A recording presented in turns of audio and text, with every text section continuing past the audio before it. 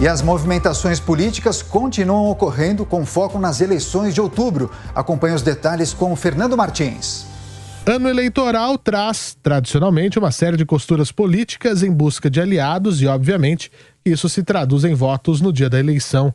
Nesse xadrez político, as movimentações, ainda que adiantadas, já ocorrem com forte intensidade. Em entrevista ao programa Os Pingos nos Is, nesta quarta-feira, o presidente Jair Bolsonaro assumiu que terá uma preferência para a disputa do Senado por São Paulo. Trata-se da ministra Damares Alves, da Mulher, Família e Direitos Humanos. Posso adiantar o nome dela aí. Quem é, presidente? A ministra Damares. Vai ser candidata aqui em São Paulo ao Senado, é isso? Possível candidato ao Senado. Não está batido o martelo, não. Até porque a palavra final, né? O convite foi feito. O Tarcísio gostou dessa possibilidade. Conversei com a Damares, ela ainda não se decidiu. Mas para quem estava interessado em ser vice, então já não dá mais tempo, é isso, presidente? Já está escolhido, o senhor não vai dar o nome agora, mas já está fechada a vaga, é isso? Na política, né? Tem um ditado do pessoal do interior, né, sobre aquele a velha política, né? Que o cara dava dentadura, dava isso, dava aquilo, e se dizia no interior, né? Ganha o voto quem paga a última pinga. Não é assim com a gente, mas as portas estão abertas para todos. Eu, logicamente, me sinto muito honrado, pessoas do quilate aí do Pedro da Caixa e tantos outros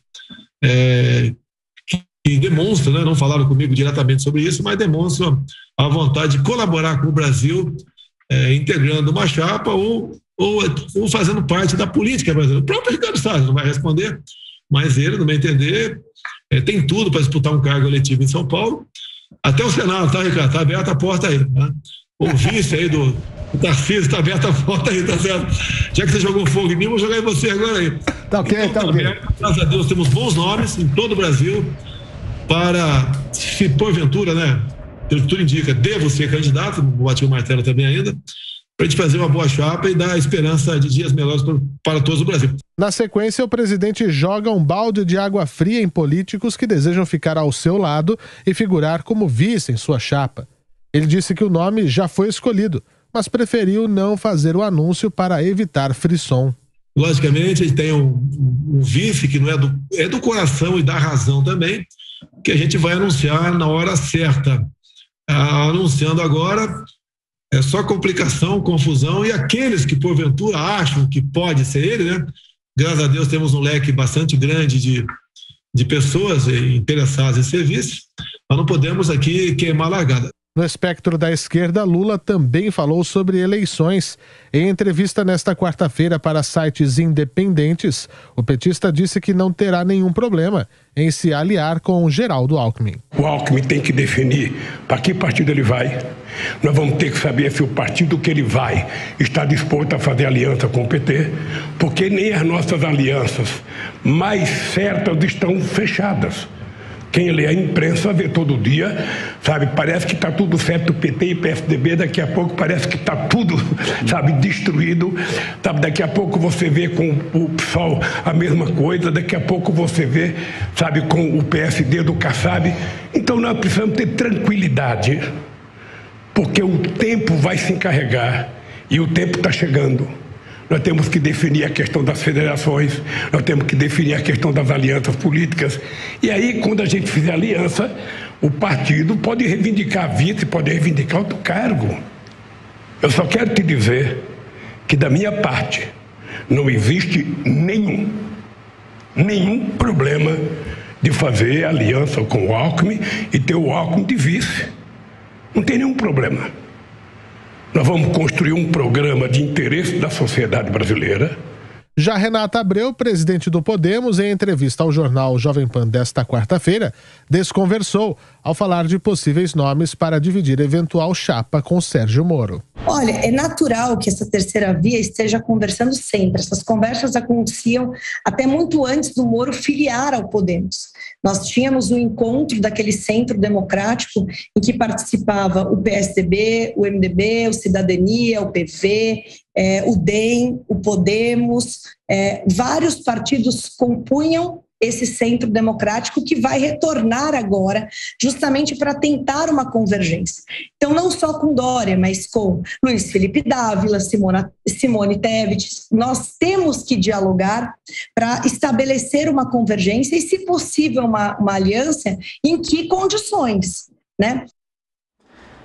Para comentar os assuntos mais importantes do dia, Ricardo Salles, seja muito bem-vindo. Salles, muitos nomes aí sendo cogitados para as eleições deste ano. E você, sairá candidato?